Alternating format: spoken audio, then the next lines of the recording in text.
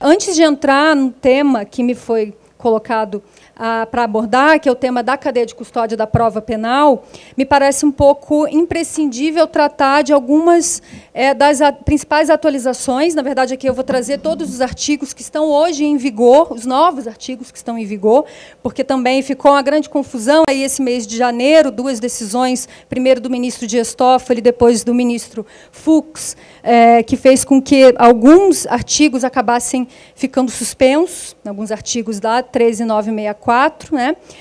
Esse vulgo chamado pacote ou lei anticrime, né? Esse nome, essa nomenclatura que me parece também bastante infeliz. Mas, de qualquer forma, eu trouxe aqui, então, num primeiro slide, alguns impactos da nova lei, exatamente trazendo quais foram os artigos que não estão em vigor hoje, ou seja, quais foram aqueles artigos que foram suspensos. Primeiro, pela decisão do ministro Dias Toffoli, que se deu no dia 15 de janeiro, e depois pela decisão do ministro Luiz Fux, que se deu logo em seguida, uma semana depois, no dia 22 de janeiro. Bom, primeiro, a decisão do ministro Toffoli, ele reconhecia a constitucionalidade daquele que, me parece, foi a grande novidade, né? Uma boa novidade, porque a lei, fazendo parênteses aqui, é preciso dizer que a lei 13964, a par de todas as críticas que nós devemos fazer, especialmente no campo do direito penal e da execução penal, né, que trouxe um recrudescimento muito perigoso de penas e trazendo algumas expressões duvidosas, né, como periculosidade, algo que nos remete a um direito penal bastante autoritário. No campo do processo penal, entretanto, nós tivemos e temos algumas boas novidades, né? E a figura do juiz das garantias me parece que era grande novidade, né? Era o grande ganho que essa lei 13964 trazia para dentro do processo penal, mas que, infelizmente, está suspenso. Então, o que o ministro Dias Toffoli tinha feito lá no dia 15 de janeiro? Ele havia suspendido alguns dos artigos, né, que traziam a figura do juiz de garantias, especialmente os artigos 3º-B, C, D, caput, 3º-E e 3º-F, e ele suspendeu a figura do juiz de garantias, que seria, então, aquela figura do doble juez, a figura do duplo juiz, né? O juiz de garantias seria aquele juiz que iria atuar numa fase preliminar, um juiz que iria decidir sobre eventuais prisões preventivas, não mais de ofício, como nunca poderia ter acontecido, mas que acontecia no nosso sistema processual penal. Então, seria um juiz que iria decidir todas essas medidas cautelares e iria ter contato com elementos de investigação trazidos pela acusação, né, pela polícia ou pelo Ministério Público, mas que depois, em um segundo momento, ou seja, logo após o recebimento dessa hipótese fática da denúncia ou da queixa-crime, esse juiz não iria mais atuar. Por quê? Porque, para um juiz poder decidir lá na frente, ele precisa ter um ineditismo cognitivo. E esse ineditismo cognitivo ele se perde quando o juiz toma contato nas investigações com meios de prova e elementos investigativos, quando ele decide prisão preventiva, quando ele decide por uma interceptação telefônica. Então, a introdução do juiz de garantias, que se deu a partir dos artigos 3º-B e seguintes, né, com a lei 13964, era um grande ganho. Era um grande ganho do nosso sistema processual penal. Mas isso, óbvio, fez com que boa parte fez com que crescesse, né, num cenário bastante reacionário, pessoas que se diziam contrárias ao juiz de garantias, e isso fez com que o ministro Dias Toffoli suspendesse a vacatio legis, ou melhor, aumentasse o tempo de vacatio do juiz de garantias, mas deve-se frisar que ele reconheceu a constitucionalidade desse instituto, que é muito importante. E me parece razoável o que ele fez, que foi reconhecer a constitucionalidade da figura do juiz de garantias, mas reconhecer que seria preciso um tempo maior de vacatio para que fosse implementado, ou para que os estados tivessem tempo de implementar essa nova figura. Então, ele aumentou, né, o tempo de vacatio para 180 dias, o que, a meu ver, me pareceu bastante razoável.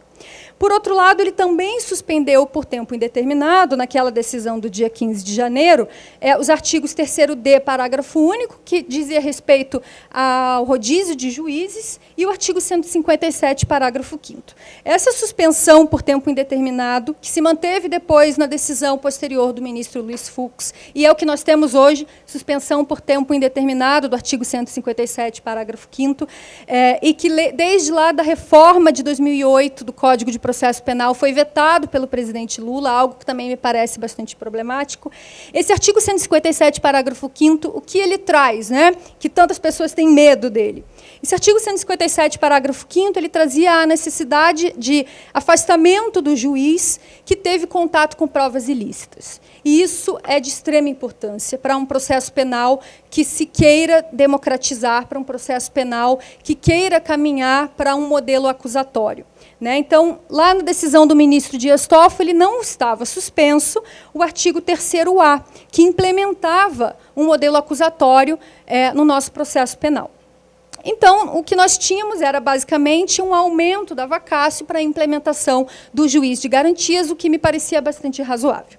Pois bem, no dia 22 de janeiro, tivemos aí a decisão do ministro Luiz Fux, que também nos pegou bastante desprevenidos, e que nos chocou. Por quê? Porque essa decisão suspendeu por prazo indeterminado, e aqui está o grande problema, todos os artigos referentes ao juiz das garantias, então todos os artigos 3º-B, C, D, E e F, que trazia a forma como esse juiz de garantias, esse doble juiz, iria atuar, ficou suspenso por prazo indeterminado, e mais, a decisão do ministro Luiz Fux também suspendeu por prazo indeterminado o artigo 3º-A. E o artigo 3º-A trazia exatamente o modelo acusatório para dentro do nosso processo penal. Trazia exatamente a necessidade de que aquele juiz, ou melhor, de que o juiz que tomasse contato com as provas não pode mais atuar, como nós sabemos da nossa prática, tanto na advocacia criminal quanto na defensoria, que juízes criminais atuam em substituição à acusação. Isso é um grande problema no processo penal, isso talvez seja o maior problema, a ponto de se dizer que nós não temos um processo penal misto, porque na fase de instrução processual os juízes atuam como acusadores. Então, esse artigo 3º-A, que introduzia no nosso processo penal um modelo acusatório de forma inédita, também foi suspenso pelo ministro Luiz Fux. E me parece que não houve nenhuma justificativa para isso, uma vez que o artigo 3º-A ele não dizia respeito ao juiz de garantias. Ele introduzia um modelo acusatório de processo. Então, a motivação trazida lá nas 42 páginas da decisão do ministro, me parece que ficou um pouco flutuante, uma vez que não havia muita conexão com o artigo 3º-A, que apenas introduzia, de forma muito importante, o modelo acusatório de processo penal. Ou seja, nós temos, em relação a todos esses artigos, aquilo que sempre tínhamos antes. Nada mudou, o juiz que tem contato com a investigação, o juiz que decretou ou que autorizou a prisão preventiva nas investigações, no inquérito policial, vai continuar sendo o juiz que vai poder decidir. Igualmente, ficou suspenso, com a decisão do ministro Luiz Fux, por prazo indeterminado, o artigo 157, parágrafo 5º, que, como eu já disse, dizia respeito à necessidade de se afastar o juiz que teve contato com uma prova ilícita, porque ele já foi contaminado por aquela prova. Então, de nada adianta eu desentranhar uma prova ilícita se aquele juiz teve contato com a prova. O artigo 157, parágrafo 5º, era imprescindível para um modelo de processo penal que se pretenda democrático. Infelizmente, também suspenso por prazo indeterminado. Também suspendeu por prazo indeterminado o ministro Dias Toffoli o artigo 310, parágrafo 4º. O artigo 310 é conhecido de todos nós, ele traz a figura da audiência de custódia. Então, o 310 caput continua vigendo, traz lá a necessidade de, no máximo em 24 horas, o flagranteado ser encaminhado à presença de um juiz que vai decidir sobre a sua liberdade ou não no curso do inquérito policial. O que a gente tinha no 310, parágrafo 4º? Algo importantíssimo, que era, se não for encaminhado em 24 horas a audiência de custódia, a prisão, ou seja, essa prisão em flagrante deve ser relaxada porque ilegal. Então, esse artigo 310, parágrafo 4º, também está suspenso por prazo indeterminado, também uma grande perda, que seria absolutamente necessária para um processo penal democrático. E, de igual forma, por fim, suspenso o artigo 28 do Código de Processo Penal, que mudava a forma o procedimento de arquivamento no nosso modelo processual penal, que também seria uma reforma e uma alteração importante, porque o que nós temos hoje, que continua em vigor por conta dessa suspensão, uma forma de o juiz substituir a acusação quando não concorda com o pedido de arquivamento do Ministério Público. Então, esse novo artigo 28 ele trazia uma mudança nesse cenário, uma vez que não entrava no âmbito da atividade judicial promover ou não a sua concordância com o arquivamento. Então, se o Ministério Público, esse novo artigo que, infelizmente, está suspenso, promovesse pelo arquivamento, iria abrir um pedido, iria abrir prazo para a defesa, para a vítima poder se manifestar, mas isso não entraria no âmbito da atividade judicial, o que é um grande erro. Então, hoje, o que nós temos é o velho artigo 28, o velho procedimento de arquivamento do inquérito policial, em que, se o juiz não concorda com o pedido de arquivamento do promotor, essa não concordância é encaminhada ao Procurador-Geral de Justiça, que então vai decidir o caso. Então, o que nós temos como novos artigos em vigor no Código de Processo Penal? Eu vou tratar aqui desse segundo grupo, desse segundo agrupamento de artigos que dizem respeito à cadeia de custódia, mas eu trouxe esse quadro, que eu fiz muito simploriamente, mas que depois acho que pode ser importante, eu vou compartilhar com todos vocês. Ele traz os artigos que estão vigendo. Então, o slide anterior trazia os artigos que ficaram suspensos, alguma crítica que merecia ser feita à suspensão desses artigos, e agora quais são os artigos que estão em vigor, que já estão vigendo. São eles: 124A, 133, 133A,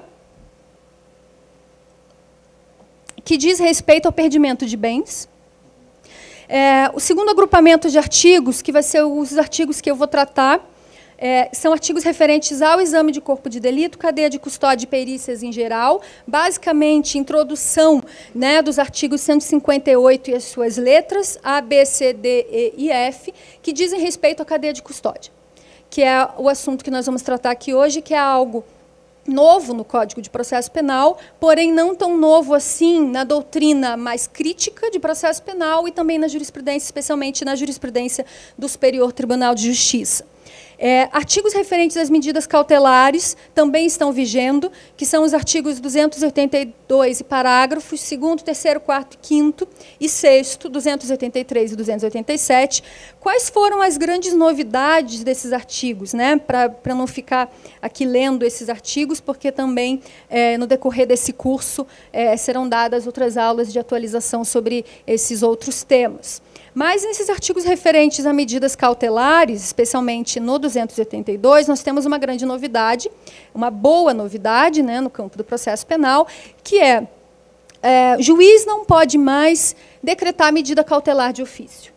Como me parece, depois da Constituição Federal de 88, que introduziu preceitos constitucionais rigorosos, radicais e que fundaram um processo penal que deveria ser considerado acusatório, me parece que desde já 1988 não havia mais cabimento para o juiz decretar prisão preventiva e medidas cautelares de ofício. Porém, isso era uma prática, sempre foi uma prática bastante comum no nosso processo penal. Então, agora, expressamente, há uma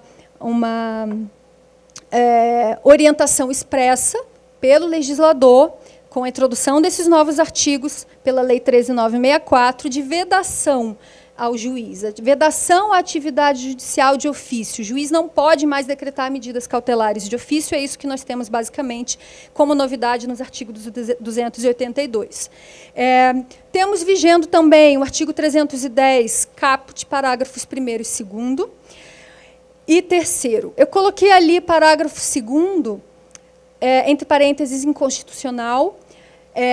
Me parece inconstitucional o artigo 310, parágrafo 2º, por força, inclusive, dos posicionamentos já bastante assentados, né, no Supremo Tribunal Federal, no sentido de que, o que traz, então, esse artigo 310, né, parágrafo 2º? O artigo 310, parágrafo 2º, traz, basicamente, uma prisão obrigatória em alguns tipos de casos. Que casos são esses?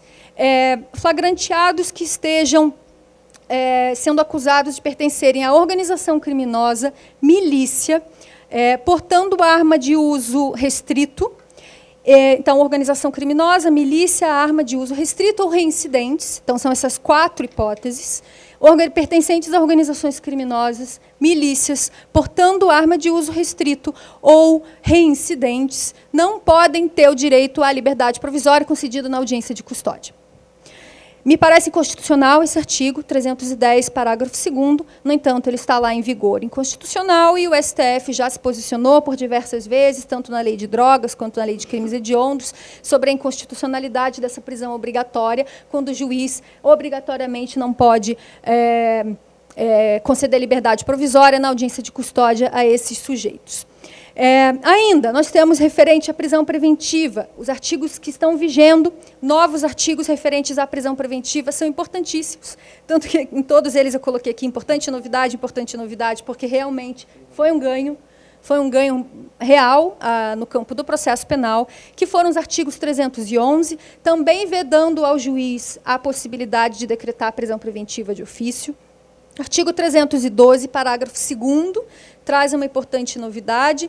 Também, 312, continua vigendo aquelas 4 hipóteses de decretação de prisão preventiva, que nós poderíamos aqui tecer várias críticas, mas que todos nós já conhecemos, né? O que é ordem pública para decretar prisão preventiva, o que é ordem econômica, o que é violação né, à ordem pública e à ordem econômica, o que é conveniência da instrução criminal, o que é boa aplicação da lei penal, né? Então, são, especialmente em relação à garantia da ordem pública, preceitos bastante perigosos, porque amplos.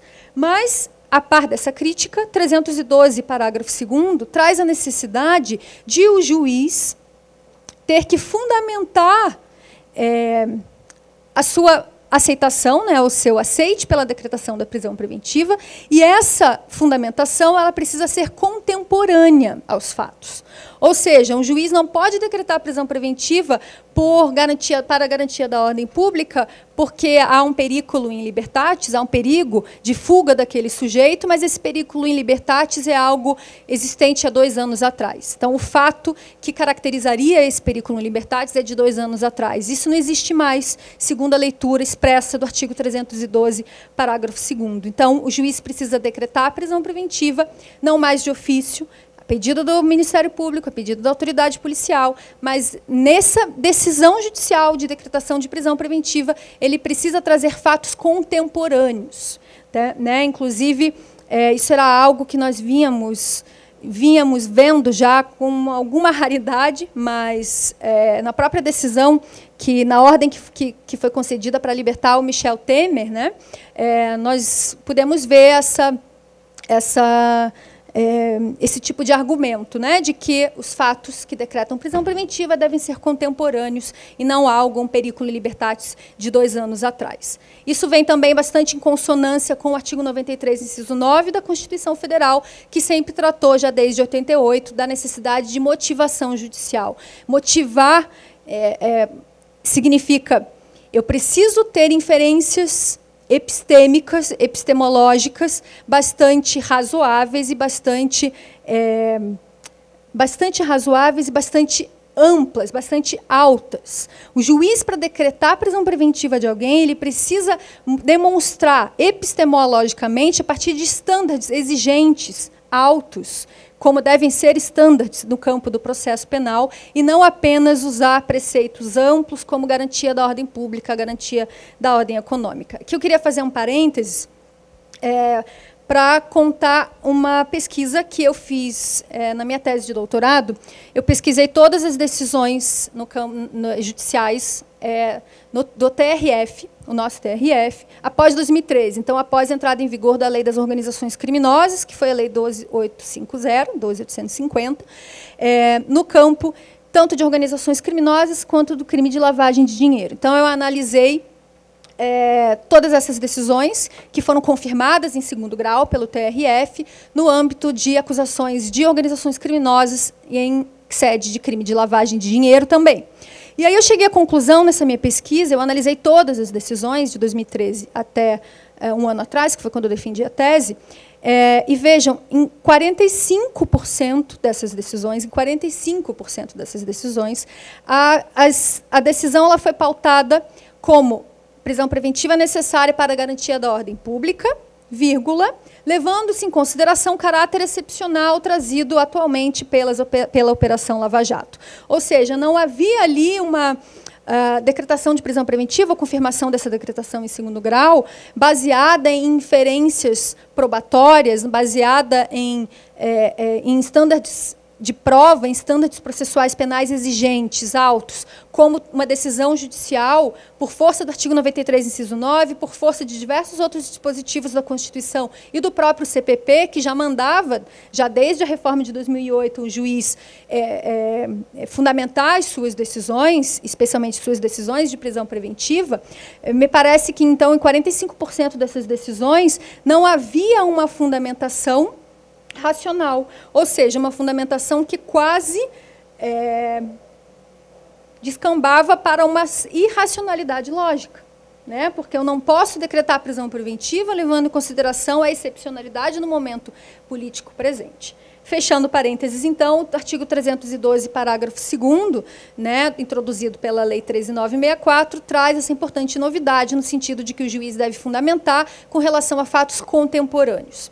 Prosseguindo, 313, parágrafo 2º, também traz uma importante novidade. O 313, historicamente, tratava das hipóteses de admissibilidade da prisão. O 313, parágrafo 2º, traz que prisão preventiva não pode ser decretada com fins de antecipar a pena, né? Então, prisão preventiva não pode ser decretada para fins de antecipação de pena. O artigo 315 traz grandes e boas novidades nos seus parágrafos 1º e 2º. Aqui até eu gostaria de ler, talvez se a gente tivesse mais tempo, mas como já passou quase meia hora, né, da minha fala, eu ainda nem entrei no meu tema, que é cadeia de custódia, eu vou poupá-los da gente ler aqui. Mas o 315, parágrafo 2º, seria bem legal se a gente pudesse ler. Será que consegue? Não, porque não consegue abrir a internet aqui, né? Enfim. Mas, lembrando aqui mais ou menos de cor, o que nós temos de novo no 315, parágrafos 1º e 2º, são as hipóteses em que o juiz não pode decretar prisão preventiva, né? Então, quais são as... O juiz não pode... o juiz não pode motivar as suas decisões com base em alguns termos, com base em algumas expressões que estão expressamente elencadas no parágrafo 2º do artigo 315. E o 316, parágrafo único, também traz uma importante novidade. Eu vou ler aqui rapidinho o 315, parágrafo 2º, mas antes do 316, traz aquela necessidade, então, de revisão da motivação da prisão preventiva a cada 90 dias. Que também é uma grande novidade, né, para o sujeito não ficar lá esquecido, preso provisoriamente. Então, 315, parágrafo 2º. Não se considera fundamentada qualquer decisão judicial, seja ela interlocutória, sentença ou acórdão. Então, a grande novidade agora o legislador ele trouxe expressamente incisos, são seis incisos, em que, expressamente, o juiz não vai ser considerada motivada, não vai ser considerada justificada uma decisão judicial quando pautada em determinadas expressões, né? E são expressões que nós vínhamos vendo com não rara, de forma não tão rara quanto gostaríamos, em decisões judiciais, em todo o nosso ambiente de trabalho. Tenho certeza que todos vocês, em algum momento da vida, já se depararam com decisões judiciais que abarcaram algumas dessas hipóteses. Então, não se considera fundamentada decisão judicial, qualquer decisão interlocutória de prisão preventiva, de interceptação telefônica, sentença ou acórdão que limitar-se à indicação, reprodução ou paráfrase de ato normativo, empregar conceito jurídico indeterminado, e aí a ordem pública é um conceito jurídico indeterminado, invocar motivos que se prestariam a justificar qualquer outra decisão. Então, uma prisão preventiva em que caberia tanto para o José quanto para o João.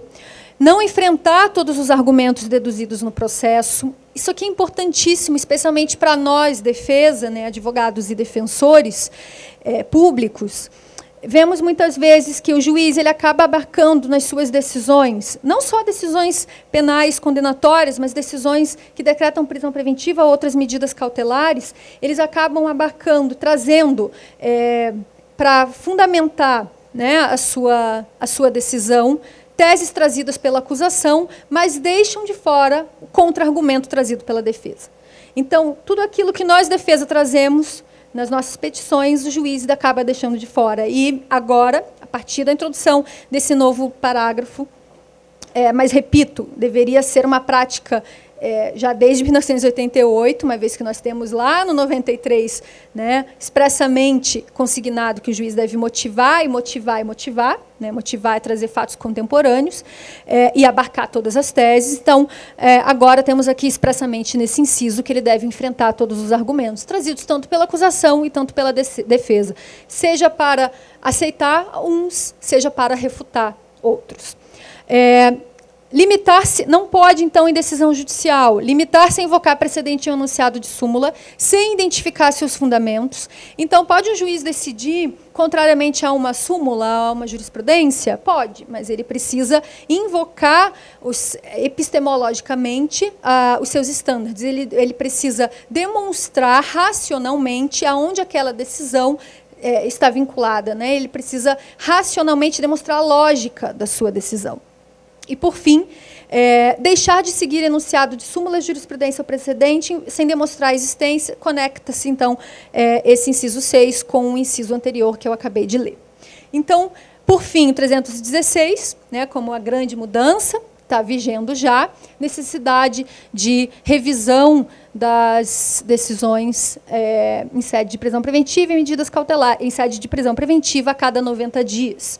E, por fim, artigos relacionados ao procedimento do júri, que eu não trouxe aqui, mas que também merecia algum cuidado, porque são muito importantes, trazem algumas mudanças também merecedoras de críticas. Bom,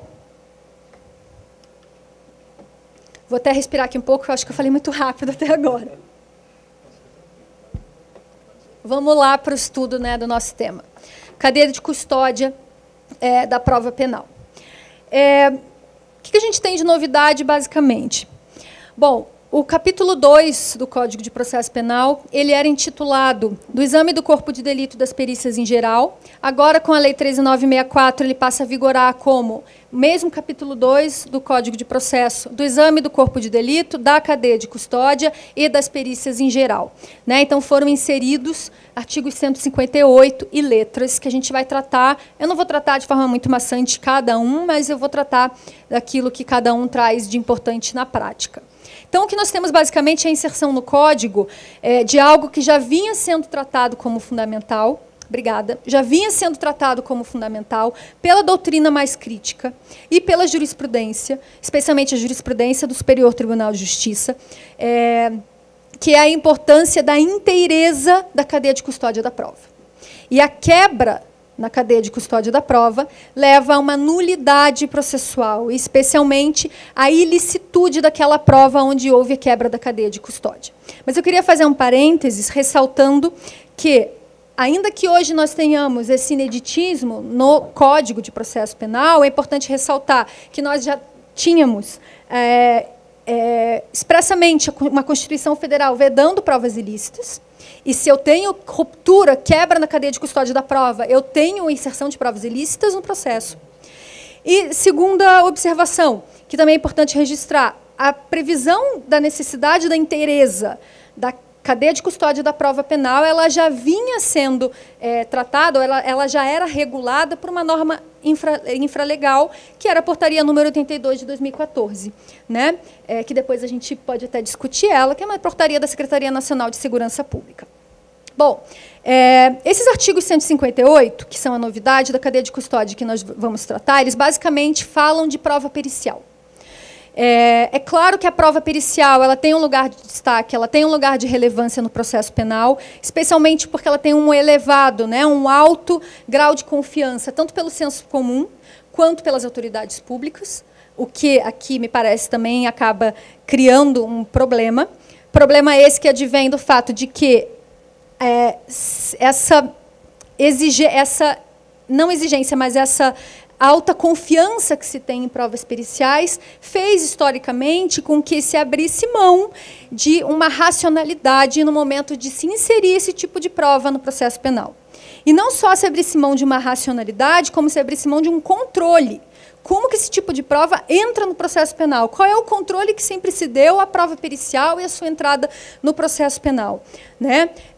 Então, a falta de controle da inserção desse tipo de prova e a falta de confiabilidade, prova pericial, ela não é 100% de certeza, mesmo a ciência, mesmo a técnica também pode errar, né? E, por conseguinte, o ingresso, por consequência dessa falta de controle, dessa falta de racionalidade na inserção de provas periciais no processo, nós temos um aumento progressivo do ingresso de provas ilícitas no processo e do ingresso de dados incorretos e manuseados, manipulados no processo penal, que conduzem a um sem número de decisões judiciais equivocadas, um sem número de decisões judiciais pautadas em erro, e cujos erros vêm sendo denunciados por um importante projeto que eu queria deixar aqui consignado, que é o Innocence Project e o Innocence Project Brasil. E o Innocence Project Brasil, que, em conjunto, vem tratando dessas questões do erro judicial. Quando a gente fala em erro judicial no processo penal, nós que trabalhamos, né, com o processo penal, eu acho que todo mundo que está aqui, todo mundo que está assistindo trabalha, tem interesse no processo penal, um erro no processo penal ele pode ser fatal. Né? Um erro no processo penal não é um erro pequeno. Um erro no processo penal é um erro fatal, porque ele retira a liberdade das pessoas e porque, não raramente, retira a vida das pessoas. Então, quando nós tratamos de cadeia de custódia da prova, a gente está tratando do tema mais importante do processo penal, né, que é a cadeia de custódia da prova. Ela tem duas grandes tarefas. A primeira é a redução no cômputo total de erros judiciais, erros esses que podem ser fatais. Né? Então, eu tento diminuir o cômputo total de erros para que a maior parte das decisões judiciais sejam acertadas. Essa é a grande tarefa, a primeira grande tarefa da cadeia de custódia, da inserção de um tema de cadeia de custódia no processo penal. Redução de danos entraria aqui. Né? Só que nós temos também a segunda tarefa. E essa tarefa ela é importante, porque a segunda grande tarefa da cadeia de custódia da prova, ela visa distribuir esses erros. Porque no processo penal nós temos dois grandes tipos de erro. Se eu estivesse dando aula aqui para os meus alunos da graduação, eu ia perguntar quais são os tipos de erros. E quais são os tipos de erros, então, que nós temos no campo do processo penal? Alguém gostaria de responder? Caio. Quais são os dois grandes erros que a gente pode ter no processo penal? Dois erros que a gente pode ter no processo penal. Um, o juiz pode errar condenando inocentes ou absolvendo culpados. São os dois erros que o juiz pode ter na sua decisão no processo penal, condenando inocentes ou absolvendo culpados. Acontece que nós, quando inserimos artigos como esses que a gente vai tratar, e quando estamos tratando de estándares probatórios exigentes, porque processo penal exige estándarde probatório mais exigente que processo civil, por exemplo, nós estamos mais preocupados no processo penal, nós devemos estar mais preocupados, e os juízes devem estar mais preocupados em abortar um tipo de erro, que é qual? Condenar inocentes. Então, a primeira grande tarefa é tentar chegar a decisões mais acertadas, reduzindo o máximo de danos na sua inteireza. Mas a segunda grande tarefa da inserção de cadeia de custódia, e aqui eu puxando a sardinha, né, para o meu tema, que é um tema importantíssimo, talvez me parece, depois do juiz das garantias, o mais importante, e, portanto, é o mais importante que está vigendo, que é diminuir aqueles erros, aquele erro que é o erro mais grave no campo do processo penal, que é condenar inocentes. E como que eu diminuo, ou como que eu tento reduzir ao máximo este erro? Como que eu consigo diminuir a condenação de inocentes? Diminuindo, no geral, todo tipo de condenação. Não tem outra forma de eu evitar a condenação de inocentes que não criando controles rígidos, que não criando protocolos cada vez mais rígidos, que não criando obstáculos a condenações em geral. É disso que trata um processo penal acusatório, é disso que trata um processo penal democrático, é disso que trata um processo penal em um Estado democrático de direito. E é para isso que eu vou me encaminhando para tratar com vocês daqui a pouco daquele que é o standard probatório mais reconhecido no processo penal hoje, que é o além de toda dúvida razoável, que nós, por intermédio de uma certa herança norte-americana, eu não gosto dessas heranças norte-americanas, mas aqui é algo inevitável, é tratado carinhosamente como BARD, né? Esse standard probatório alto, exigente do processo penal é o BARD, Beyond Any Reasonable Doubt, além de toda dúvida razoável. Então, é o BARD que torna mais difícil a condenação de inocentes, fazendo com que torne-se mais difícil a condenação de pessoas em geral.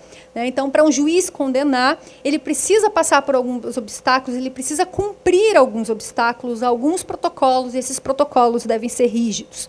Eu não tenho como evitar a condenação de inocentes sem calibrar o sistema jurídico como um todo. Bom, ainda bem que eu estou falando para defensores, né? Porque se eu estivesse falando para juízes, ia estar todo mundo meio chocado, especialmente também se eu estivesse falando do Ministério Público. Mas acho que está todo mundo em casa aqui, vamos prosseguir. Então, atendendo a essa nova realidade, o legislador, então, incluiu o programa de cadeia de custódia no Código de Processo Penal, visando exatamente trazer normas procedimentais de registro, rastreio e controle. São basicamente esses três verbos: registro, rastreio e controle da prova técnica. E aqui eu faço um outro parênteses, que esses artigos não devem ser aplicados só a provas periciais. Eles podem e devem, sim, ser aplicados a todos os outros tipos de prova. Então, prova testemunhal, interceptações telefônicas, infiltração de agentes, todos esses tipos de prova devem estar sujeitos a um rígido e a um rigoroso controle de cadeia de custódia. Qual seria, então, a premissa teórica da cadeia de custódia da prova penal? A premissa teórica da cadeia de custódia da prova é a falibilidade humana. E a falibilidade humana que também está seguida da falibilidade da ciência. Então, é a falibilidade no manejo de uma dada hipótese fática acusatória. Se eu tivesse um quadro aqui, eu iria desenhar uma linha do tempo, e eu ia colocar um H, onde seria o início do processo. Um processo penal ele se inicia com a hipótese fática que é trazida pela acusação. Então, a acusação, normalmente o Ministério Público, traz uma hipótese fática. Vamos pensar aqui em um H. Essa hipótese fática, ela não necessariamente condiz com o fato. Porque o fato que aconteceu, um estupro, um furto, um roubo, que aconteceu aqui na rua Boa Vista, morreu naquele momento. O que eu vou fazer a partir dali é reconstruir, é trazer uma recognição histórica daquele fato. Então, quando o Ministério Público, quando a acusação traz, a partir daquele fato, a sua hipótese fática, ele está já recontando aquele fato.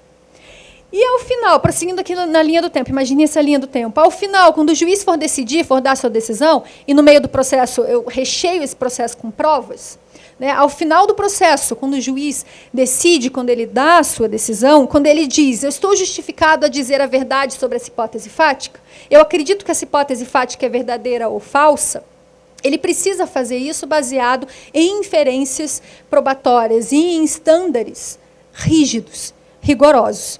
E quem vai nos dar, então, a premissa teórica da cadeia de custódia da prova é a epistemologia jurídica. Eu não quero aqui parecer muito teórica, então eu vou falar bem rapidamente sobre epistemologia, mas já que a gente está tratando de algo novo, é importante a gente entender que esses artigos que tratam da cadeia de custódia, 158 letras e seguintes, elas não vieram flutuando, para o Código de Processo Penal. Elas são fruto de muitos estudos, são frutos de um ganho democrático de pessoas que estão aí há décadas lutando para que o nosso processo penal seja democratizado. Então, me parece que há também, é importante a gente consignar aqui alguma abordagem teórica, até para que a gente consiga teorizar na prática, até para que a gente consiga teorizar as nossas petições e os nossos pedidos, os nossos pleitos, né?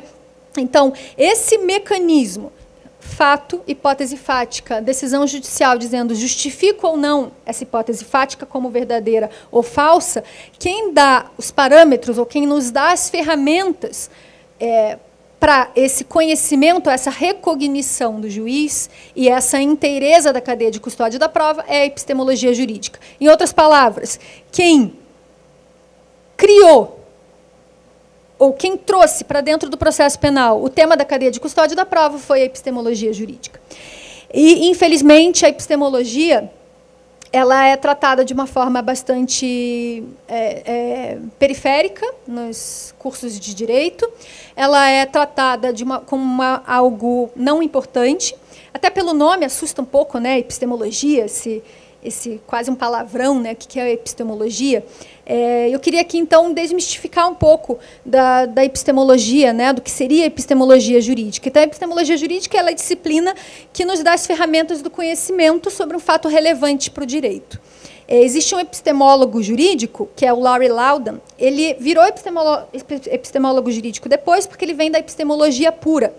E ele diz que processualistas penais se preocupassem mais com a abordagem da hipótese fática, teriam mais ganhos nos seus pleitos, né, processualistas e nós no campo da defesa. Por quê? Porque nós nos esquecemos que a hipótese fática ela precisa ter uma correspondência com aquele fato. E essa correspondência ela precisa ser tratada da forma mais radical possível. E a epistemologia jurídica, então, que nos traz essa ferramenta, que nos dá essa ferramenta, inserindo dentro do campo do processo penal estándares probatórios como ferramentas ou como controle da racionalidade do juiz. E quando nós falamos de controle de racionalidade, não é qualquer controle.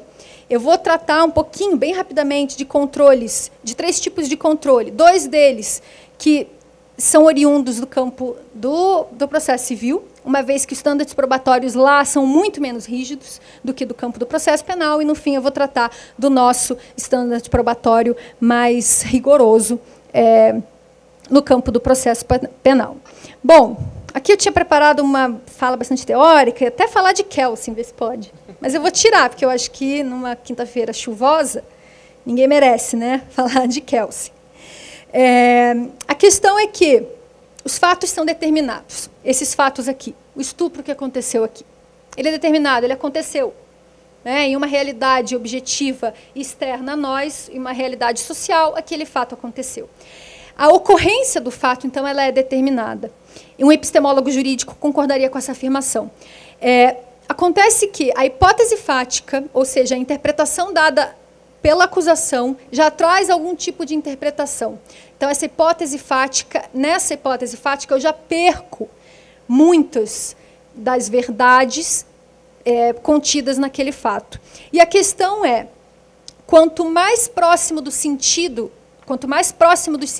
essa hipótese fática se encontra, maior vai ser a interpretação, maior vai ser a discricionariedade da decisão judicial. Maior vai ser a discricionariedade, maior vai ser a irracionalidade no controle da cadeia de custódia da prova.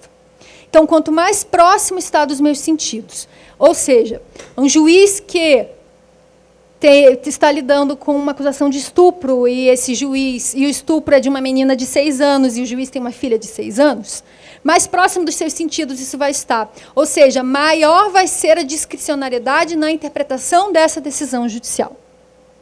E mesmo quando nós estamos tratando de questões que parecem não corriqueiras àquela atividade judicial, um juiz que nunca lidou com aquela realidade, de alguma forma aquilo está próximo dos sentidos dele, porque é trazido pela mídia, porque é trazido pelo senso comum, porque é trazido pela forma como hoje se aborda, né, o processo penal, de qualquer forma, em todas as mesas de bar. Né? Todo mundo se sente apto a falar e a tratar de processo penal. Então, basicamente, o que eu estou querendo dizer é toda hipótese fática ela vai ter um alto grau de discricionariedade na sua atuação da cadeia de custódia, uma vez que existem preconcepções, uma vez que esses sentidos já estão comprometidos por força dessa quebra psicológica, né, na inserção de provas no campo do processo penal. Então, vejam, retomando aqui a hipótese fática e o fato. Né? Se essa hipótese fática, o que a epistemologia e o que a cadeia de custódia da prova visa compreender e visa nos ensinar é o seguinte: essa hipótese fática e todas as provas que vão ser relacionadas a ela no decorrer do processo, ela precisa, ao final, para o juiz poder condenar, ela precisa ser justificada, e ela precisa ser justificada como verdadeira. E essa justificação como verdadeira precisa ser 100% de certeza. Ela precisa ser uma justificação absoluta. A certeza deve ser absoluta aqui. Então, é preciso entender que essas hipóteses fáticas aceitas, são diferentes de hipóteses fáticas acreditadas. O que eu estou querendo dizer? O juiz não deve buscar a crença, ele deve buscar aceitar. Uma hipótese fática aceita é diferente de uma hipótese fática acreditada. Exemplo, o juiz pode não acreditar na inocência do réu. Ele acredita piamente, mais íntimo dele, ele acredita que ele é culpado, mas ele absolve porque não há provas para condenar. Então, vejam, uma hipótese fática acreditada é diferente de uma hipótese fática aceita. Acontece que a doutrina mais conservadora, assim como a jurisprudência, né, os tribunais que historicamente são conservadores, tratam o juiz, especialmente na prova testemunhal, como alguém diante dos fatos. Não como alguém diante de uma hipótese fática, que pode não ser verdadeira. Né? E essa distância, esse distanciamento que se faz é muito perigoso para o processo, porque insere no processo penal inferências, correlaciona, inserindo no processo penal inferências que podem ser equivocadas, seja porque faltam com a verdade deliberadamente, seja porque provém de um erro honesto. Mas, de qualquer forma, essas inferências podem acabar sendo inseridas no processo e podem ser inferências que insiram no processo provas ilícitas. Né? Aqui também eu tinha preparado uma fala sobre verdade real, acho que também não vem ao caso. Apenas fazer um parênteses, quando eu estou falando aqui de hipóteses fáticas verdadeiras, o juiz, quando decide, né, na sua decisão, que deve ser motivada, essa decisão precisa trazer uma justificação de por que ele considera a hipótese fática acusatória verdadeira. Apenas um cuidado, quando eu falo verdadeiro aqui, eu jamais estou me referindo a uma ideia de verdade real, que deve ser afastada do processo penal, mas que, infelizmente, ainda é aceita por muitos, e, em não raras vezes, nós vemos em várias decisões judiciais, né, o juiz dizendo expressamente que está em busca da verdade real. O processo penal não está em busca da verdade real, um juiz no processo penal não deve estar em busca de verdades reais, porque um juiz que está em busca de verdades reais, ele vai acabar produzindo provas. O juiz que está em busca de verdades reais, ele vai acabar aceitando qualquer coisa para ele vai acabar aceitando qualquer meio de prova e aceitando qualquer coisa que seja trazida para o processo para justificar aquilo que no seu íntimo ele já aceitou como verdadeiro, né? Então, a verdade que eu coloco aqui e que deve ser trazida pelo juiz, se pretende condenar, é uma justificação da correlação da hipótese fática com o fato. Então, o juiz justifica a sua decisão e todas as suas decisões interlocutórias no decorrer do processo, dizendo: eu justifico porque considero essa hipótese fática correlacionada com o fato, com o estupro que aconteceu aqui. Me pareceu ser a hipótese fática correta, com 100% de certeza eu digo isso, e justifico utilizando todas as inferências probatórias seguintes, abre aspas, e assim deveria ser. Né? Então, em breves palavras, conceito de cadeia de custódia, né, que é esse nome meio estranho aí, que foi inserido no CPP. O próprio CPP, no 158A, trouxe, né, um conceito que Segundo o código, então, é o conjunto de todos os procedimentos utilizados para manter e documentar a história cronológica do vestígio coletado em locais ou em vítimas de crimes, para rastrear sua posse e manuseio, a partir de seu reconhecimento até o descarte. Desse conceito, a gente consegue já extrair algumas conclusões importantes. Primeiro, cadeia de custódia diz respeito ao registro, documentação de provas na sua ordem cronológica. Então, qualquer manuseio que é feito dessa prova quebra, rompe com a cadeia de custódia, rompe com a inteireza da cadeia de custódia. E se rompe com a inteireza da cadeia de custódia, deve ser desentranhada, porque vai ser considerada prova ilícita, porque deve ser considerada ilícita essa prova. Segunda conclusão que a gente pode retirar, a partir do seu reconhecimento até o descarte. Cadeia de custódia da prova, ela é inserida no CPP e ela deve ser inserida para 3 momentos diferentes de prova. Não apenas para a instrução, não apenas para a decisão final. Cadeia de custódia é desde a investigação até o momento imediatamente anterior ao trânsito em julgado da decisão. Então, a cadeia de custódia da prova, ela vai nos dar regras procedimentais durante toda a persecúcio, desde a investigação preliminar até o momento anterior ao trânsito em julgado da decisão, passando, obviamente, pela instrução. Né? Eu trouxe aqui também um conceito trazido pelo meu professor, Geraldo Prado. Acho importante nominar aqui o professor Geraldo Prado, porque o professor Geraldo foi muito importante, né, na doutrina e na inserção de uma teoria na prática processual penal no Brasil, com as suas pesquisas no campo dos sistemas de controle epistêmico, da racionalidade judicial. Eu fiquei 6 meses lá com o professor Geraldo, no Rio, estudando o sistema de controle epistêmico da decisão judicial.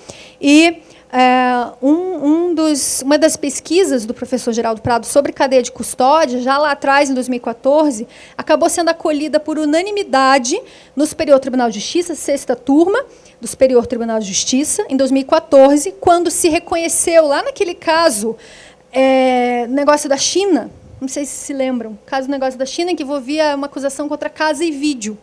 Foi chamado de negócio da China, né, aquele processo.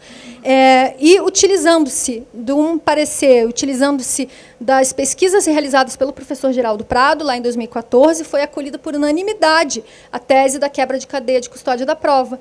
E a quebra da cadeia de custódia da prova, naquele caso, o negócio da China, foi retirada toda uma prova produzida a partir de interceptações telefônicas que foram manuseadas, a fim de deixar dentro do processo apenas aquilo que interessava a acusação. Né? Então, por unanimidade, o Superior Tribunal de Justiça, naquela época, acolheu a tese do professor Geraldo Prado. Ele escreveu um parecer, na época, que virou livro.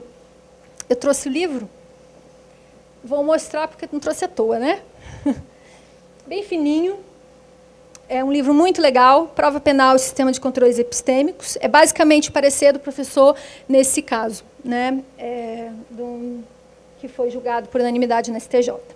Bom, então aqui um conceito trazido pelo professor. Cadeia de custódia é o dispositivo dirigido a assegurar a fiabilidade, a confiabilidade do elemento probatório, ao colocá-lo sob proteção de interferências capazes de falsificar o resultado da atividade probatória. Me parece até um conceito melhor que o trazido pela lei, né? Porque fala aqui, de forma mais expressa, que é preciso proteger a prova penal de interferências. Sejam interferências que a falsifiquem na sua origem. Exemplo, houve um estupro aqui na rua e a saia da moça suja de sangue ficou ali perdida. E, conforme nos traz já desde o artigo 6º, né, o Código de Processo Penal, deve a autoridade policial se dirigir ao local dos fatos para esperar a chegada dos peritos para que aqueles elementos de prova, que tecnicamente não deveríamos chamar de prova, mas de investigação, não sejam manuseados. E aí, digamos que aquilo é manuseado. Se aquilo é manuseado antes da chegada dos peritos, eu já tenho uma quebra de cadeia de custódia da prova.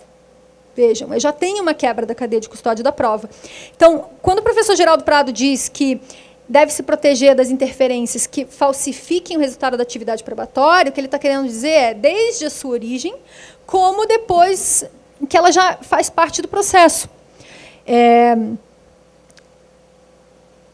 Teve um caso que eu atuei ano passado, era um caso, o meu cliente estava sendo acusado de homicídio, e foi feito tudo certinho, o corpo foi levado, foi feito um laudo de necropsia no corpo, no IML, tudo certinho, e depois o processo prosseguiu.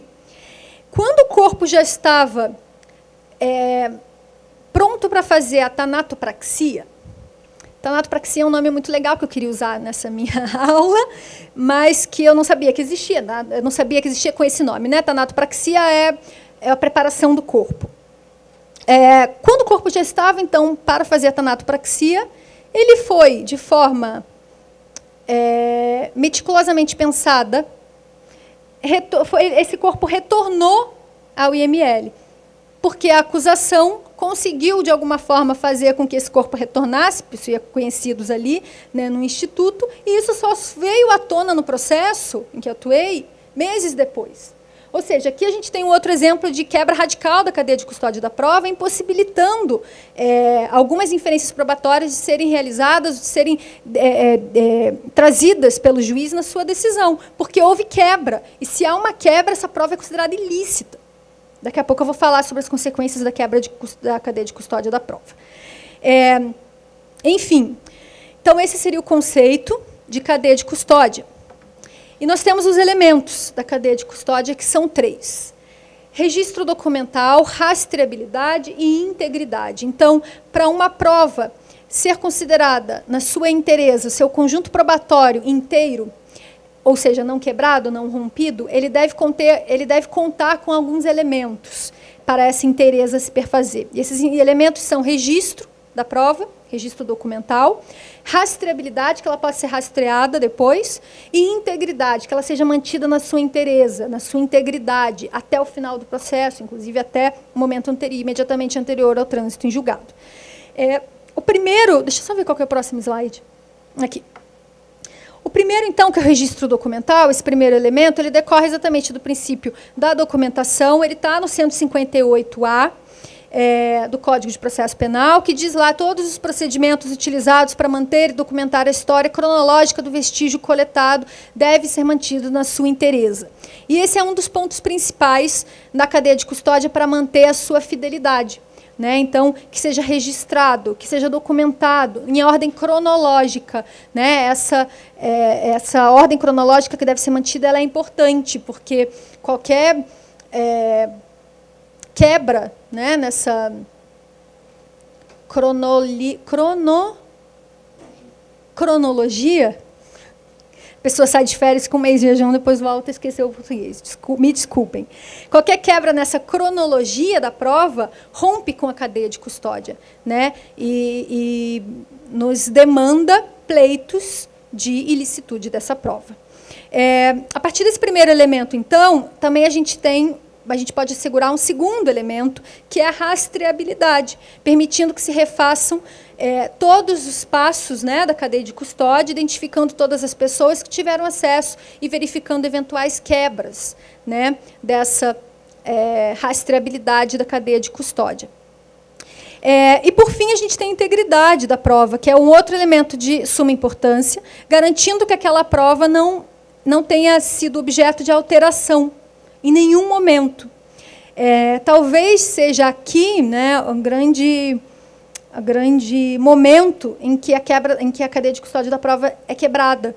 Talvez seja aqui no elemento da integridade em que mais nós vamos nos deparar com quebra da cadeia de custódia da prova, e foi exatamente este elemento que foi quebrado naquela decisão que eu comentei agora há pouco, em que o Geraldo Prado fez um parecer, em que a tese dele foi acolhida com unanimidade, e que, por unanimidade, se decidiu, né, trouxe aqui um trecho do voto da relatora, ministra Sucete Magalhães, julgamento em 18/2/2014, talvez fosse interessante a gente ler. Apesar de ter sido franqueado o acesso aos autos, ou seja, não basta a defesa ter acesso aos autos, que às vezes também a gente tem que lutar para ter acesso aos autos. Então, apesar de ter sido franqueado o acesso aos autos, parte das provas obtidas a partir da interceptação foi extraviada, ainda na polícia, e o conteúdo dos áudios telefônicos não foi disponibilizado da forma como captado, havendo descontinuidade nas conversas e na sua ordem, com omissão de alguns áudios. A prova produzida durante a interceptação não pode servir apenas aos interesses do órgão acusador, sendo imprescindível a preservação da sua integralidade, sem a qual se mostra inviabilizado o exercício da ampla defesa. Então, veja que é importante consignar.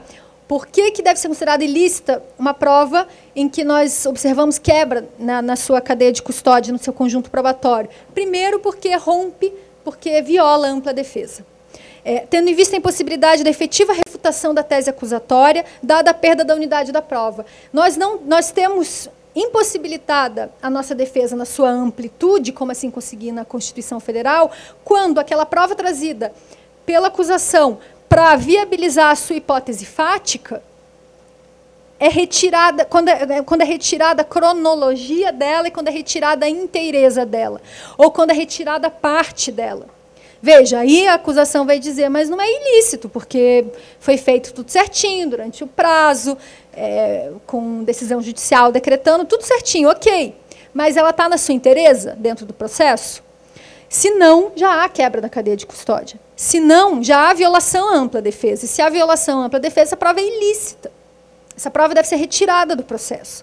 Daí a importância do 157, parágrafo 5º, que foi suspenso.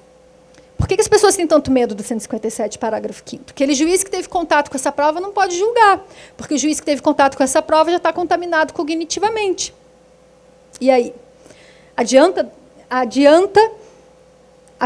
vejam, aqui eu já estou lidando até com um avanço que seria considerar essa prova ilícita. Eu espero que, a partir de agora, com a inserção no Código expresso desses artigos, espero que decisões... tenhamos contato com mais decisões aceitando a ilicitude dessas provas, reconhecendo a ilicitude dessas provas. Né? Então, vamos considerar aqui que isso vai ser mais regra do que exceção. Né? Vai começar a fazer parte da regra. Não basta apenas retirar essa prova ilícita também. Eu preciso afastar esse juiz do processo, porque ele já está comprometido cognitivamente.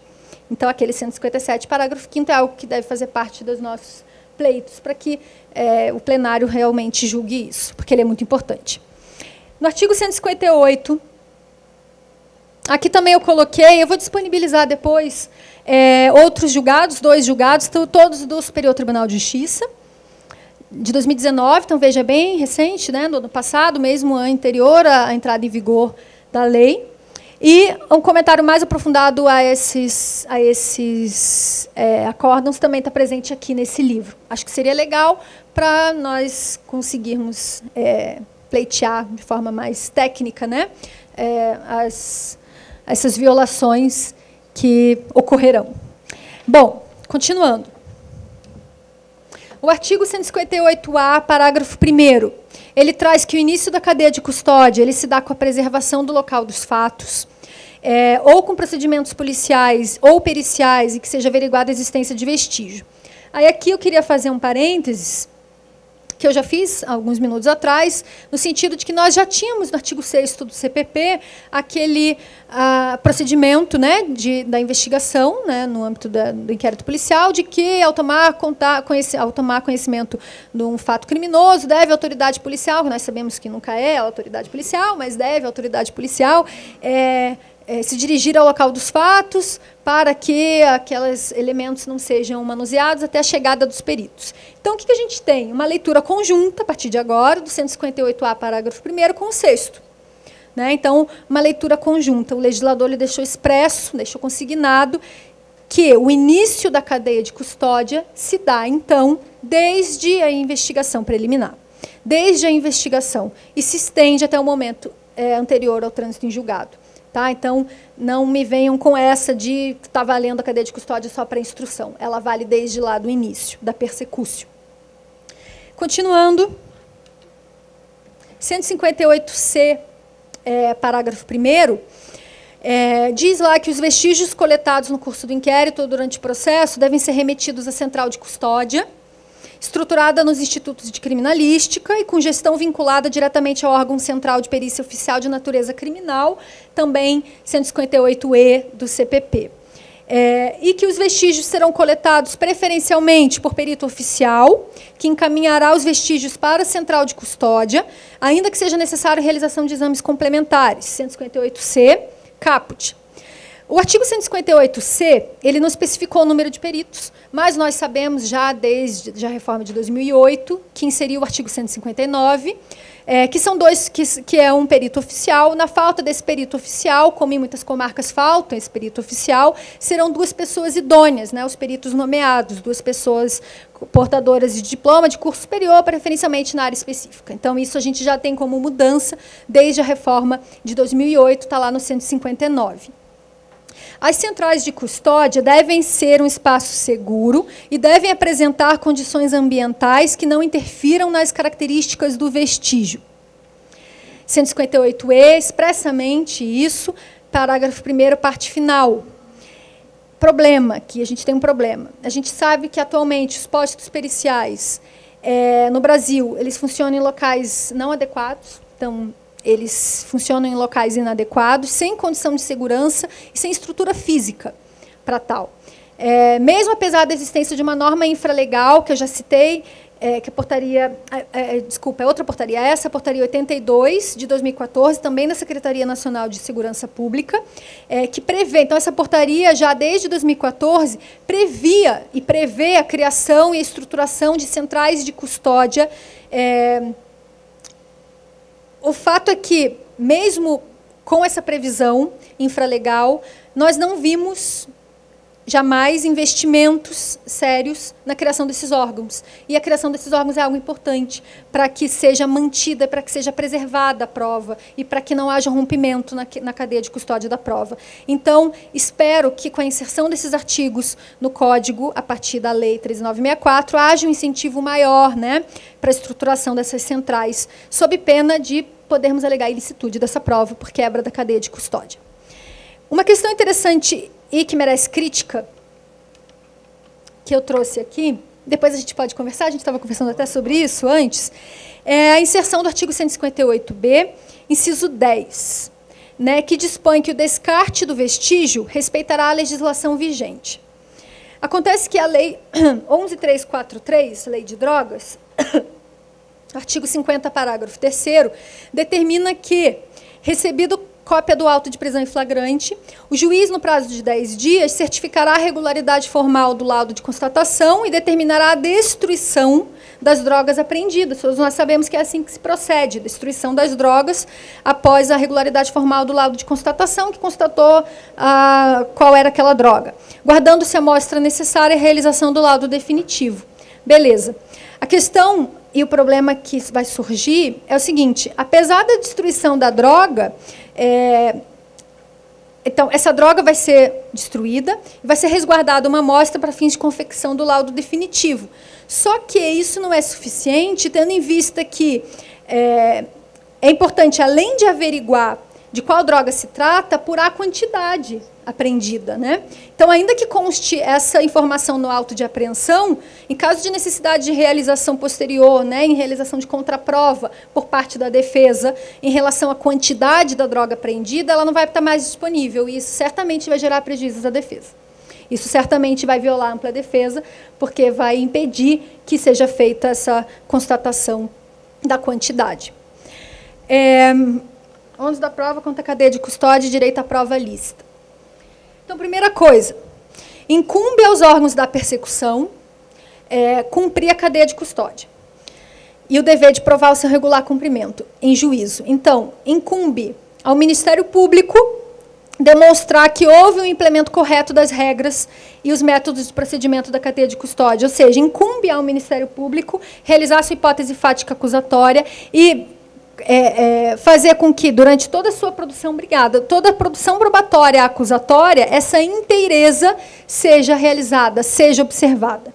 Isso é uma incumbência do Ministério Público. Eu nem preciso aqui dizer sobre ônus de prova, que não é repartido no processo penal. O ônus da prova é todo da acusação. O ônus da prova é sempre da acusação, e isso deve ser um compromisso radical, é um compromisso político com a presunção de inocência. Assegurar a cadeia de prova, a cadeia de custódia da prova, é assegurar o devido processo legal, é assegurar o efetivo contraditório, é assegurar a ampla defesa. A falha no cuidado com a preservação, com o transporte, com a manipulação do vestígio, prejudica a defesa. Então, é importante manter preservado, inalterado, todo o material apreendido ou coletado, para permitir à defesa opor-se a isso e, se quiser, apresentar contraprova. Então, daqui decorre a primeira conclusão de tudo isso que nós estamos tratando. A violação do acesso à integralidade do material, qualquer violação, por mínima que seja, por menor que seja, viola o direito à prova lícita, viola a ampla defesa, o contraditório, o devido processo legal, e essa prova deve ser desentranhada porque é ilícita. Artigo 157 do Código de Processo Penal e artigo 157, parágrafo 1º, que trata da prova ilícita por derivação. Isso é importante frisar, especialmente porque nós sabemos que nós vivemos um momento atual, mas que já vem se desenrolando aí há pelo menos 2 décadas, né, de inserção de métodos ocultos de investigação, algo que se radicalizou com a inserção da Lei 12.850, que é a Lei das Organizações Criminosas, que foi o meu tema de pesquisa de doutorado. A Lei 12.850 aprofundou no Brasil uma mentalidade inquisitória de processo penal, que sempre existiu, mas que, com a inserção dessa lei e a inserção de procedimentos investigativos ocultos, de procedimentos investigativos excepcionais, aprofundou uma mentalidade inquisitória no processo penal. Então, com a inserção bastante dúbia, né, da própria colaboração premiada, com a inserção de dispositivos como infiltração de agentes, flagrante diferido, tudo isso fez com que o processo penal tivesse contato, né, com uma expansão de métodos ocultos de investigação, desde lá da investigação. E que, por muito tempo, sempre os tribunais bastante conservadores apenas se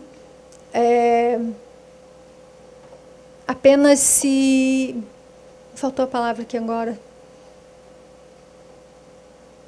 Eles se atinham, né, apenas à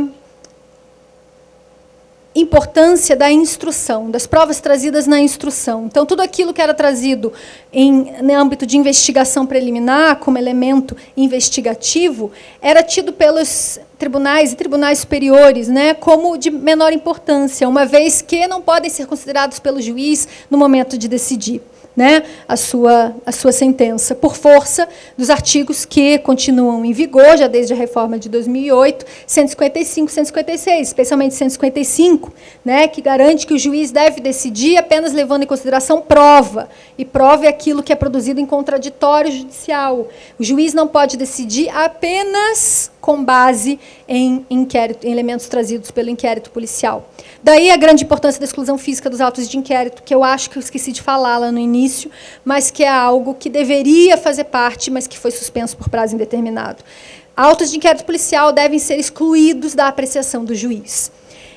Tudo isso, então, para dizer que essa expansão de métodos ocultos de investigação, que o juiz tem contato na sua decisão, em que o juiz decide e utiliza para decidir, como inferência probatória, elementos colhidos na investigação, e muitos desses métodos ocultos são realizados principalmente em âmbito de investigações preliminares, né? Isso é uma realidade nas práticas de investigação criminal.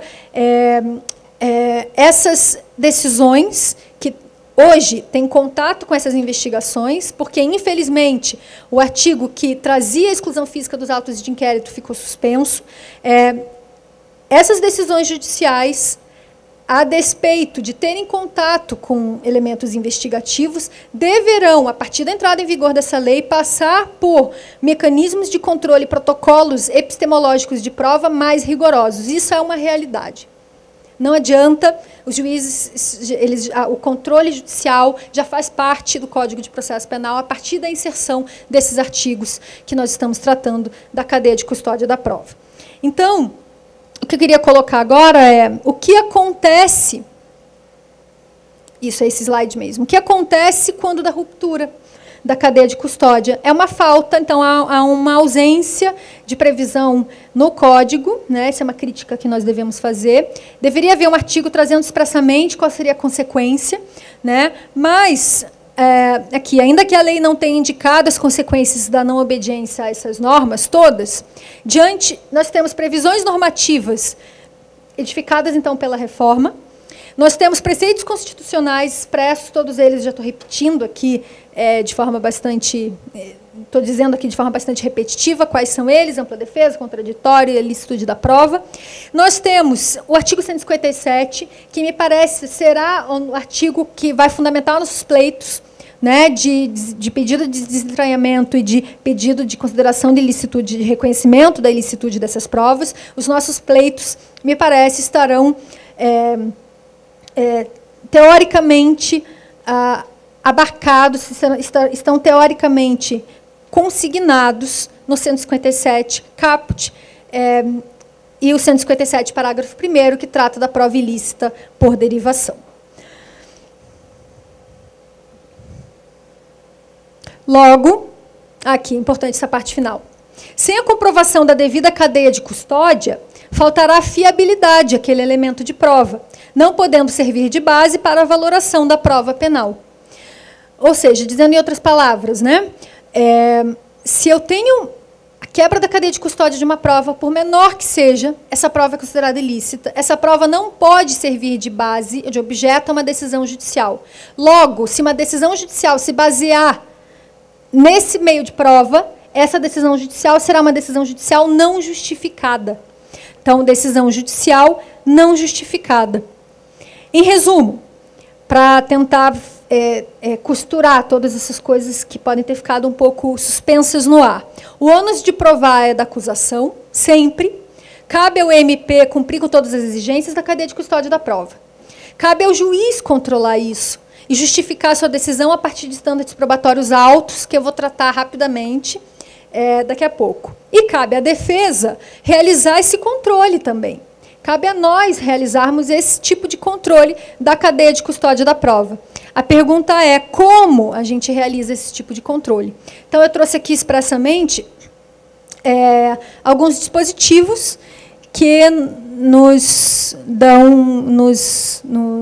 protegem, né, de algumas dessas inferências probatórias irracionais trazidas em decisões judiciais. São esses os artigos 44, 89, 128, assegurado aos defensores públicos. Então, assegura-se aos defensores públicos examinarem qualquer repartição pública, autos de flagrante inquérito processo, assegurada a obtenção de cópias e podendo tomar apontamentos. Com relação ao advogado, essa previsão está lá no artigo 7º do Estatuto da OAB. Ainda nós temos a súmula vinculante 14, garantindo acesso amplo aos elementos de investigação já documentados no procedimento preliminar. E, com o advento da 13964, essa previsão também está prevista no 3º B do CPP. Cabe ao juiz de garantias assegurar acesso aos elementos de prova. Infelizmente, está suspenso. Infelizmente, está suspenso por tempo indeterminado, mas, de qualquer forma, estava ali contido na reforma, né? Então, vamos lá para o estandard de prova.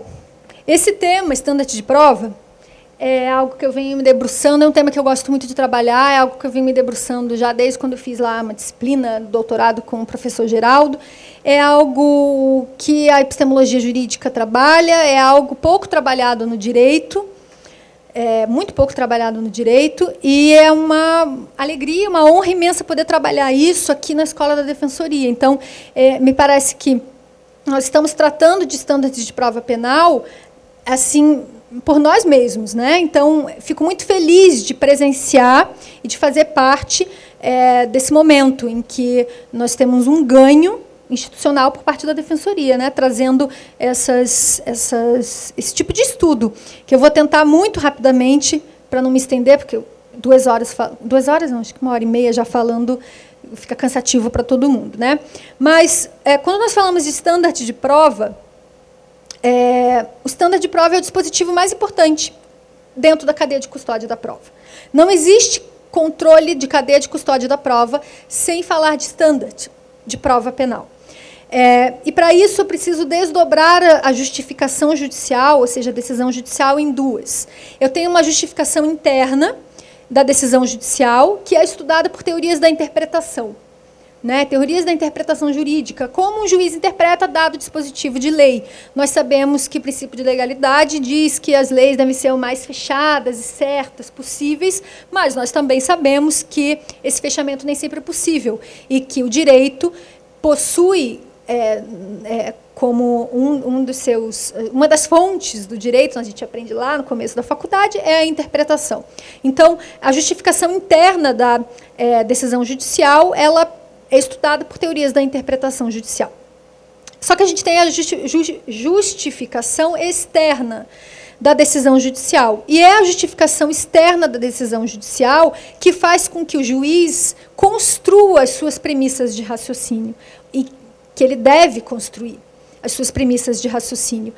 E essa discussão passa, então, por estabelecimento de estándares de prova. O que é estândar de prova? Esse tema que está na moda, que vem como uma promessa de tentar controlar essa irracionalidade, nas decisões judiciais. Para tentar explicar um pouco sobre estândar de prova, eu preciso dar um passo atrás, que é explicar o que é standard. E a maneira com que eu escolhi explicar standard é trazendo uma dicotomia com algo, com uma expressão que é muito conhecida da gente, que é a regra. Então, eu vou tentar explicar o que é standard muito rapidamente, comparando standard com regra. Regra é algo muito conhecido da gente. Regra a regra traz uma hipótese de incidência que se aplica ou não a determinado caso. Então, por exemplo, uma regra de trânsito, para a gente ficar em uma regra um pouco mais fácil. Uma regra de trânsito que diz é proibido dirigir em determinada via pública acima do limite de velocidade. O limite de velocidade é X. Essa é a regra. Eu tenho estabelecimento de regras que são aplicadas a qualquer pessoa. Então, normalmente elas são aplicadas a qualquer pessoa que, naquela via pública, trafegue acima do limite de velocidade. Para que as regras existem? Dependendo do tipo de regra, essa regra existe para tentar alcançar determinado objetivo. Nesse caso, o objetivo é impedir mortes no trânsito ou impedir acidentes de trânsito. Tá? O standard, ao contrário da regra, ele parte de uma discricionariedade. E aqui, tanto a regra quanto o standard, eles possuem vantagens e desvantagens. A vantagem da regra é que, a longo prazo, ela tende a ser ou a trazer decisões justas, ou ela deveria trazer decisões justas. A desvantagem da regra é que, nós sabemos, ela traz discricionariedade. Não deveria, mas ela traz. Então, desde o momento da criminalização primária, quando um policial se depara com um sujeito em uma festa rave de universitários e ele diz, não, mas aqui não tem tráfico, não. Em outro determinado momento ele diz, não, mas aqui eu já estou lidando com um traficante. Eu tenho uma discricionariedade. Quando eu trato de regra, então, a grande desvantagem seria essa. Estándares probatórios, digamos, já nasce com essa certa desvantagem, porque ele traz uma certa discricionariedade. Só que a grande vantagem do standard é que o standard, ele, a longo prazo, ele traz decisões justas no caso concreto, porque eu consigo adequar, eu consigo calibrar o standard a determinados casos concretos. Então, neste caso, vou dar um exemplo bem tosco aqui. Um corredor de Fórmula 1 está trafegando acima do limite de velocidade, mas ele possui maior presteza, digamos assim, ou menor, em relação a um motorista comum. Então, vejam, o standard, ele, aplicado a cada caso concreto, tende a trazer decisões mais justas, porque ele calibra o sistema, porque ele traz essas diferenças que são importantes, uma vez que várias pessoas dos mais diversos tipos e condutas sociais trafegam acima do limite de velocidade. Só que isso é um standard, genericamente. O que a gente tem que tratar é de standard probatório, standards de prova. O standard de prova ele chega ao contexto jurídico como um antídoto a um tipo de irracionalidade. A gente tem, historicamente, tivemos diversos tipos de irracionalidade. Já tivemos a irracionalidade legislativa numa época não muito longínqua, em que o legislador trazia um sistema de provas tarifadas, né? Então, a confissão era a rainha das provas, né? Se o sujeito confessasse, o juiz nunca poderia absolver. A gente sabe que há resquícios disso, porque gostaria de ouvir aqui casos em que um cliente de vocês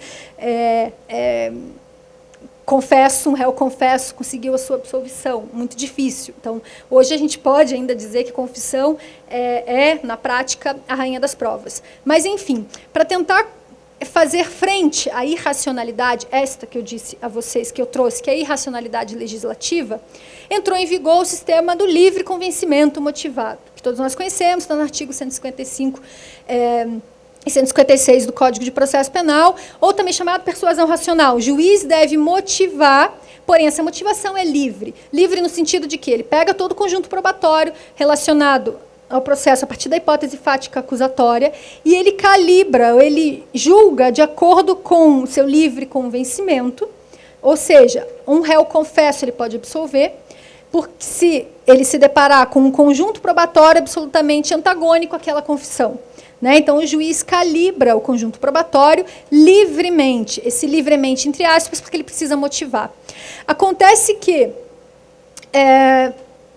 aquela irracionalidade legislativa que existia no campo do sistema de prova tarifada abriu lugar a um outro tipo de irracionalidade, que é a irracionalidade judicial. A irracionalidade dessa falta de controle e falta de motivação das decisões judiciais, que os estándares probatórios vieram para tentar dar conta dessa irracionalidade. Então, o estândar probatório vem para fazer frente a esse tipo de irracionalidade, que é a irracionalidade judicial. É a irracionalidade na falta de lógica nas decisões judiciais. E agora, afunilando, colocando uma lupa nesse estândar de prova, nós temos o estândar de prova penal. O estândar de prova penal, ele é basicamente que é o além de toda dúvida razoável. Existem 3 tipos de estándares de prova. O estândar de prova penal é e ele deve ser apenas esse, porque ele é o mais rigoroso de todos. Mas apenas para fins de conhecimento, né, de vocês, eu vou trazer aqui os 3 estándares de prova, que são a probabilidade prevalecente, a prova clara e cognoscente e, por fim, o além de toda dúvida razoável. A probabilidade prevalecente e a prova clara e cognoscente são utilizadas no campo do direito civil, não são utilizados por nós porque elas lidam com um número matemático mesmo. A epistemologia ela tem um estudo bem lógico e bem matemático, e aqui é 50% mais para o primeiro standard, que é a probabilidade prevalecente, e acima de 75%, prova clara e cognoscente. Isso é tratado em outros campos que não o processo penal. O processo penal usa o standard de prova mais elevado, que é o além de toda dúvida razoável, que a gente pode carinhosamente chamar de BARD, Beyond Any Reasonable Doubt, que é o 100% de certeza. E não é 100% apenas para condenar. É o 100% para considerar uma prova ilícita. O juiz está em dúvida se aquela prova é ilícita? O juiz está em dúvida se houve quebra da cadeia de custódia? Ele não pode utilizar estândar probatório de 50% mais Ele não pode utilizar a probabilidade prevalecente, ele não pode utilizar nenhum outro subterfúgio que nós vemos hoje em dia os tribunais utilizando, como, especialmente em matéria de prova ilícita por derivação, como não há nexo de causalidade, ou então, quais são os outros? Normalmente usam a falta de nexo de causalidade, né? Quando esse nexo de causalidade, eles usam a contrário senso, né? Porque ele deve ser a acusação que deve provar que houve quebra do nexo de causalidade. Enfim, o estândar de prova penal é o mais rigoroso de todos, é o mais rígido de todos.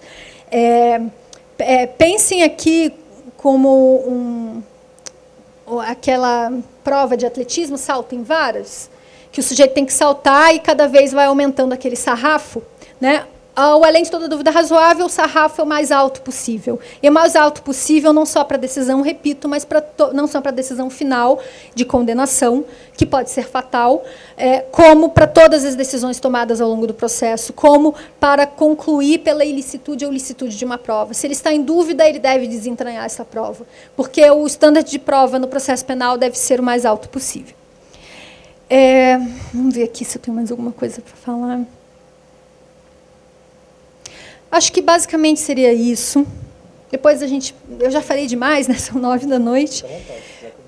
Peço desculpas se alguma coisa não ficou clara, eu realmente falei bem rápido, mas também me coloco à disposição para eventuais dúvidas e para algum debate que possa surgir aqui com os presentes. Agradeço mais uma vez. Obrigada, Rafael.